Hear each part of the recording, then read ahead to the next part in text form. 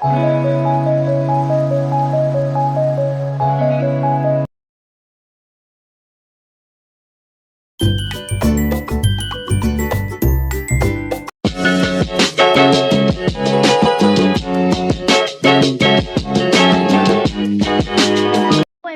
Welcome back to our channel education by Arpita Sharma. तो आज हम करने वाले हैं हमारी इंग्लिश सब्जेक्ट का एक बहुत ही इम्पोर्टेंट और बहुत ही अच्छी पोम जो होने वाली है द सॉलिटरी रीपर।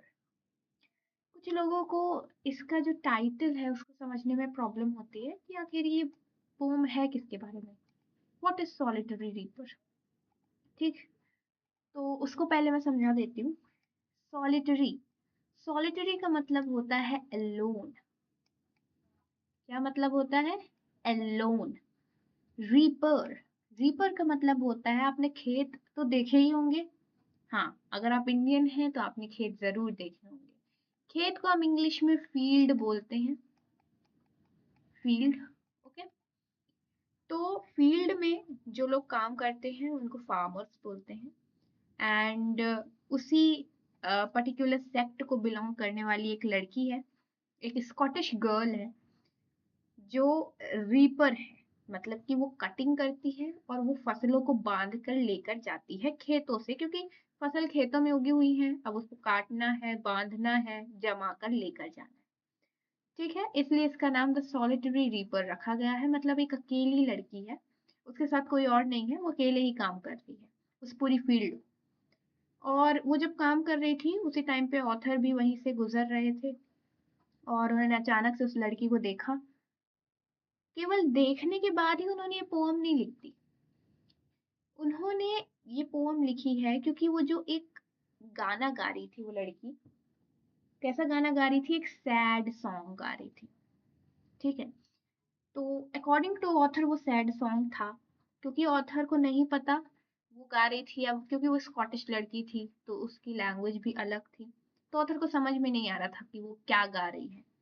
लेकिन एक जो फ्लो है उस सॉन्ग का, एक जो उसका म्यूजिक है, उससे उनको पता चला कि कुछ शायद ऐसा सैड सॉन्ग है। आगे हम देखेंगे कि ऑथर क्या क्या बताते हैं। चलिए स्टार्ट करते हैं। सबसे पहले हम ऑथर के बारे में देख लेते हैं, दैट मीन्स हमारे पोएट के बारे में देख लेते हैं। विलियम वर्ड्सवर्थ नाम है इनका, आप यहाँ पे पिक्चर देख सकते हो। ये है William Wordsworth. He was born on 7th of April 1770 और 23rd of April 1850 को ये नहीं रहे। 80 इयर्स तक का जो इनका लाइफ स्पैन था वो था। ये यूके बेसिकली इंग्लैंड में ही उनका जो बेसिक पूरी लाइफ थी वो यूके के अंदर ही गुजरी।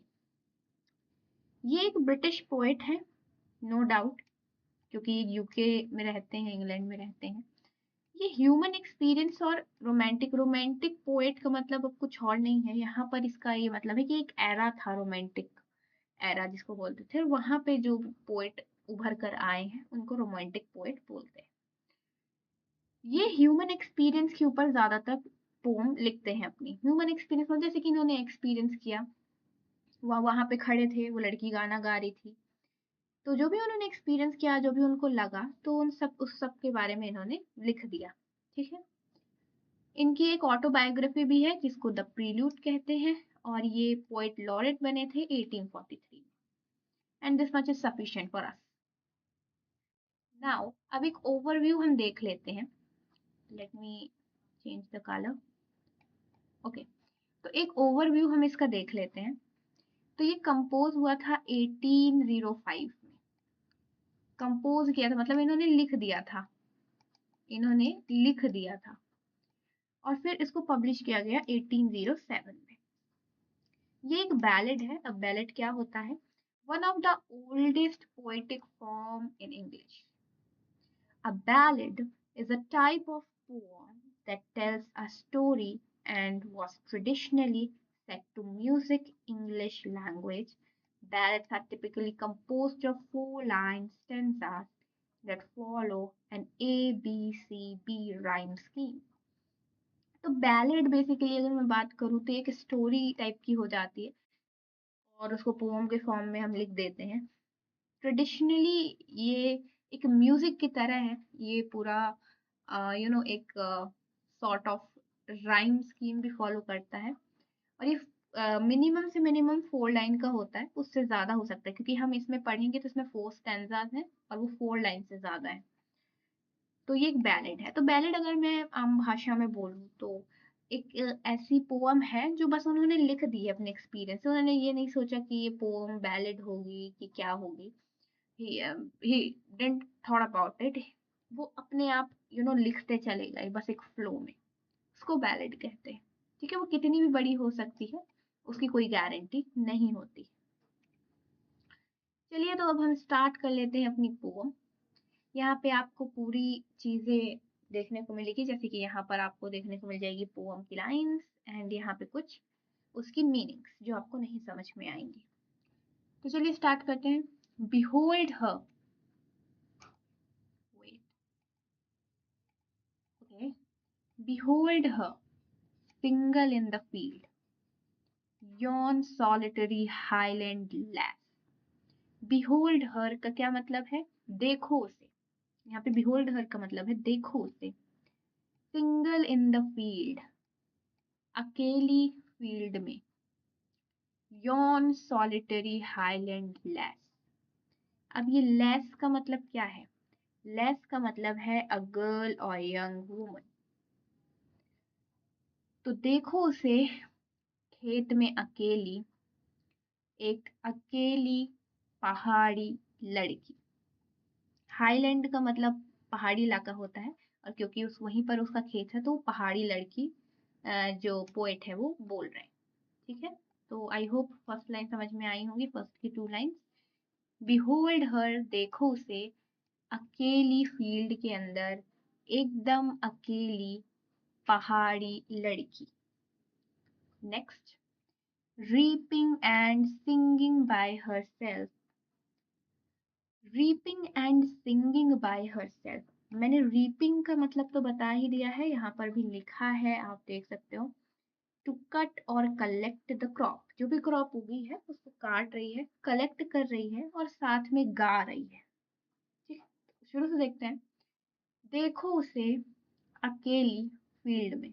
यौन का मतलब क्या होता है? यौन का मतलब होता है ओवर देयर, मतलब उसको पॉइंट आउट कर रहे हैं उस लड़की की तरफ। एकदम अकेली वो पहाड़ी लड़की। रीपिंग, फसल को काटती और कलेक्ट करती हुई, गाना गाती हुई। स्टॉप हियर और जेंटली पास, वो कहते हैं कि अगर तुम उसका गाना सुनना चाहते हो, अगर तुम उसको देखना चाहते हो तो एकदम स्टिल खड़े हो जाओ, उसको डिस्टर्ब मत करो।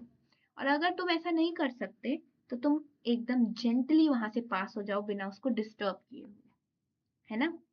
जेंटली पास हो जाओ का मतलब है कि वहां से चुपचाप तुम निकल जाओ, मतलब चले जाओ। Alone she cuts and binds the grain।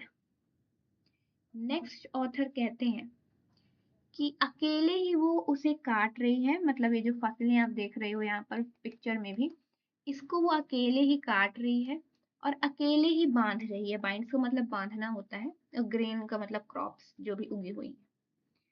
And sings a मेलनकली strain. अब मेलनकली स्ट्रेन का क्या मतलब है? इसका मतलब है एक सैड सॉन्ग, एक सैड सॉन्ग वो गा रही है। अब ऑथर यहाँ पे बोल रहे हैं कि वो एक सैड सॉन्ग गा रही है, उनको नहीं पता है वो क्या गाना है, उनको लिरिक्स नहीं पता, उनको जो लैंग्वेज में वो गा रही है वो भी नहीं पता, लेकिन वो गाना सुनने के बाद एक फीलिंग जो उनके अंदर से आ रही है, वो ऐसा लग रहा है कि शायद ये एक सैड सॉन्ग ही गा रही है।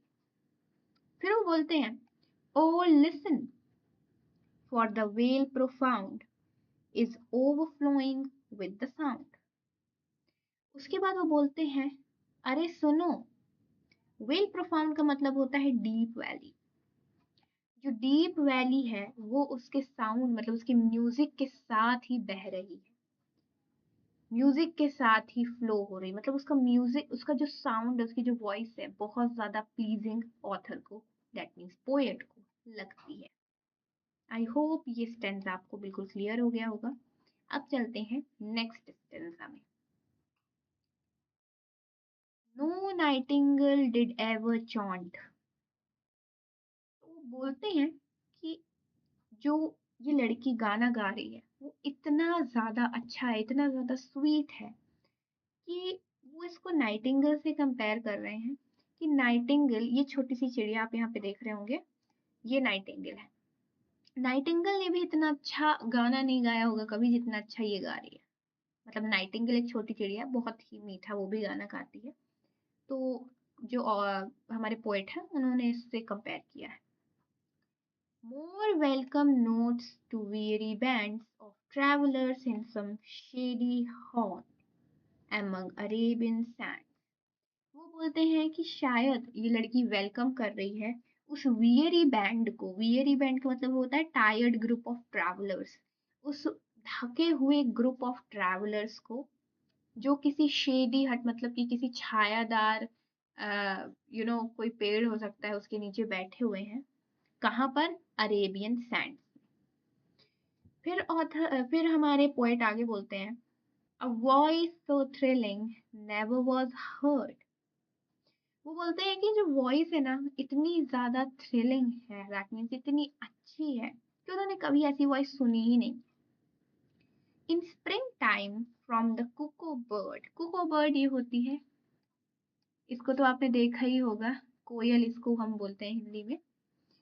Breaking the silence of the seas among the farthest Hebrides. तो अब यहाँ पर वो बोल रहे हैं कि स्प्रिंग टाइम में कुको बर्ड से लेकर जो सीज है, मतलब कि जो समुद्र है, उधर तक की जो साइलेंस है इसके गाने ब्रेक कर रहे हैं। मतलब ये जो गाना गा रही है तो वहां पे बिल्कुल शांति है, लेकिन इसके गाना गाने के बाद वहां की शांति ब्रेक हो चुकी है। और इसके गाने कहाँ तक जा रहे हैं? हेब्रिड्स, मतलब कि एक आइलैंड, ग्रुप ऑफ आइलैंड जो कि स्कॉटलैंड के वेस्ट में है। तो वहां तक इसका जो ये म्यूजिक है वो गूंज रहा है।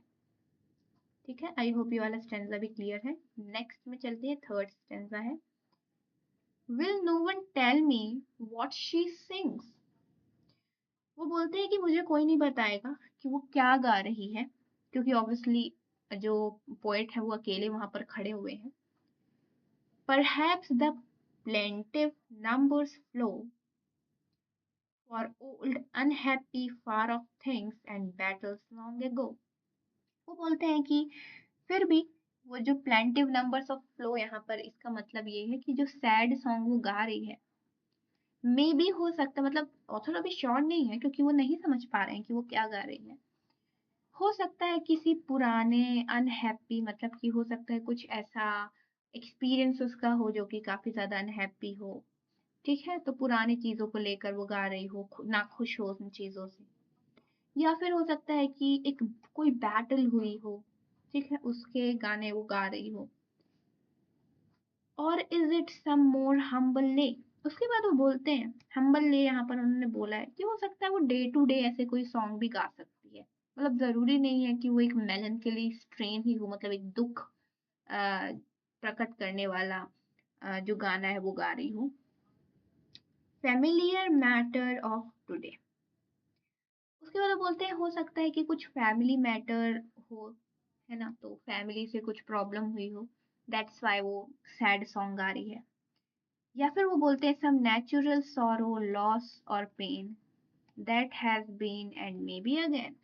वो बोलते हैं कि हो सकता है कोई नेचुरल सॉरो, नेचुरल डिजास्टर, क्योंकि वो फील्ड में काम कर रही है एकदम अकेली लड़की। और हो सकता है कुछ नेचुरल डिजास्टर है, जैसे बहुत ज्यादा पानी गिर गया हो तो उसके क्रॉप्स खराब हो गए हो पिछले साल, या फिर अभी कुछ प्रॉब्लम हुई हो, रीपिंग करने में कुछ प्रॉब्लम हुई हो, या फिर फसल कीड़े खा गए हो, तो इससे कुछ नेचुरल सॉरो हो सकता है, लॉस या पेन। उसके बाद वो बोलते हैं कि हो सकता है ये उसके साथ हो चुका है या फिर दोबारा होने वाला है। इस बेसिक स्टेंजा में जो पोएट है वो बस ये बताने की कोशिश कर रहे हैं कि उनको क्या लगता है कि वो किस बारे में गाना गा रही है, किस लिए गाना गा रही है। ठीक है, नेक्स्ट स्टेंजा में चलते ही हमारा लास्ट स्टेंजा है, whatever the theme the maiden sang। अब वो बोलते हैं कि कोई भी थीम हो, मतलब किसी भी बारे में वो गा रही हो, वो श्योर नहीं है, मेडन का मतलब यहाँ पर लड़की ही है, स्कॉटिश गर्ल है। तो बोलते हैं कोई भी थीम हो जो वो लड़की गा रही है, as if her song could have no ending, I saw her singing at her work and over the sickle bend. तो वो बोलते हैं कि हो सकता है कि उसके गाने का कोई अंत ही ना हो। उन्होंने उसे गाते हुए देखा जब वो काम कर रही थी। ठीक है, जब वो काम कर रही थी तब उन्होंने उसे गाते हुए देखा। वो एक सिकल लिए हुई थी। सिकल मतलब ये आप देख सकते हो पिक्चर में, आई होप आपको दिख रहा होगा। ये एक सिकल है, ठीक है, इससे हम फसल काटते हैं। सिकल बेंडिंग मतलब वो बेंड होकर थोड़ा सा इस तरीके से फसल काट रही थी। I listened motionless and still, and as I mounted up the hill, वो बोलते हैं कि मैं वहाँ खड़ा रहा, मोशनलेस दैट मीन्स बिल्कुल स्टिल खड़ा था, न मैं हिल रहा था, डुल रहा था, कुछ भी नहीं कर रहा था। मैंने उसके गाने को पूरा सुना और फिर मैं हिल की तरफ निकल गया, मतलब पहाड़ी को चढ़ने लगा। माउंटेन मतलब है पहाड़ी को चढ़ना। The music in my heart I bore long after it was heard no more. वो बोलते हैं कि वो म्यूजिक ऐसा था कि भले वो अब दोबारा उसे नहीं सुन पाए, लेकिन वो अब उनको बहुत ज़्यादा अच्छा लग गया है। मतलब वो एक हार्ट टचिंग म्यूजिक था, एक हार्ट टचिंग सॉन्ग था जो वो लड़की गा रही थी। ठीक है, तो यहाँ पर पोएट अपनी जो पोअम है उसको ख़त्म करते हैं, क्योंकि अब वो चले गए हैं हिल से चढ़ते हुए, वो अपने घर चले गए हैं। लेकिन जो म्यूजिक, जो सॉन्ग उन्होंने सुना है, वो उनके अभी भी माइंड में है, हार्ट में है, और उसी के बारे में इन्होंने ये पूरी पोम लिख डाली है।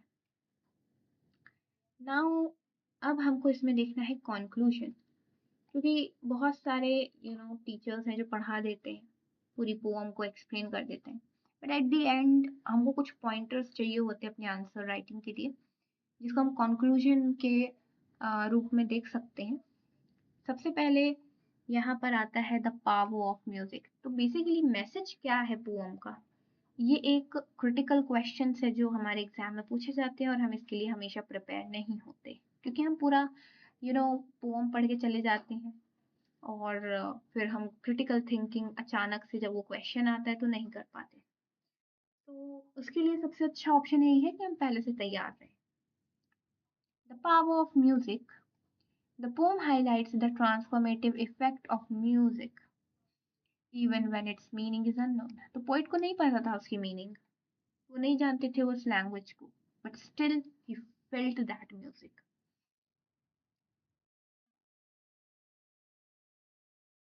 काफी ज्यादा डीपली उनका जो हार्ट था, उन्होंने जैसे कि लास्ट स्टैंजा में बोला है, लास्ट के दो लाइन में उन्होंने क्या बोला है, the music in my heart I bore long after it was heard no more. उन्होंने बोला है कि उनके हार्ट में बिल्कुल वो बस गया है, दैट मीन्स हार्ट टचिंग एक म्यूजिक था, अब वो उसको नहीं भूल सकते। ठीक है, तो हाई रेंज ऑफ इमोशंस उन्होंने फील किए हैं, और उस लैंग्वेज समझने की कोशिश की है बाय हिज इमेजिनेशन। ठीक है, नेक्स्ट आता है ट्रांसेंडिंग लैंग्वेज बैरियर। जो वर्ड्सवर्थ हैं उनके ऊपर एक इमोशनल इम्पैक्ट पड़ा है, भले ही वो लैंग्वेज नहीं समझ पा रहे हैं। ट्रांसेंडिंग लैंग्वेज बैरियर मतलब लैंग्वेज बैरियर बिल्कुल उन्होंने हटा दी है, लैंग्वेज वो नहीं समझ पा रहे हैं, लिरिक्स वो नहीं समझ पा रहे हैं, but still he can feel that song very deeply. ठीक है, नेक्स्ट है enduring impression. The poem's conclusion emphasizes the lasting impression the experience leaves on the speaker. तो एक अलग ही इम्प्रेशन जो है उस सॉन्ग का स्पीकर दैट मीन्स हमारे पोएट के ऊपर पड़ा है। He carries the memory and the feeling of the song with him. तो जो भी मेमोरीज हैं, जो भी फीलिंग, जो भी उन्होंने फील किया है, समझा है उस सॉन्ग के बारे में, वो उनके बिल्कुल दिमाग में, अब वो नहीं जाएगा कहीं पर। ठीक है, नेक्स्ट है nature and solitude. The poem also connects to Wordsworth's broader themes of nature and human experience. The solitary reaper walking the field is represented as a figure connected to both nature and her own inner world, and her song adds a layer of human emotion to the natural landscape. तो यहाँ पे basically एक nature और उसके inner soul, दोनों connected है। That means वो जो काम कर रही है, ठीक है, और वो अपना एक तरीके से इमोशन भी ज़ाहिर कर रही है काम करते हुए, तो एक तरीके से वो कनेक्टेड हो जाता है। ओके, आई होप आपको ये पूरी पोएम अच्छे से समझ में आ गई होगी। आप आंसर राइटिंग बहुत अच्छी तरीके से कर पाएँगे, ठीक है? एक बार आप इसको ज़रूर पढ़िएगा, पूरे स्टैन्ज़ा को आपको और अच्छी तरीके से समझ में आई होगी। अगर किसी वर्ड की आपको मीनिंग नहीं समझ में आई है, तो आप कमेंट सेक्शन में बताइएगा, मैं उसका रिप्लाई ज़रूर करूँगी। तब तक के लिए लाइक करिए वीडियो को, ओके, शेयर करिएगा अपने दोस्तों के साथ एंड सब्सक्राइब करिएगा चैनल को, ताकि नए और जो वीडियोज़ आते हैं उसका आपको नोटिफ़िकेशन आ पाए। तब तक के लिए बाय बाय, थैंक यू।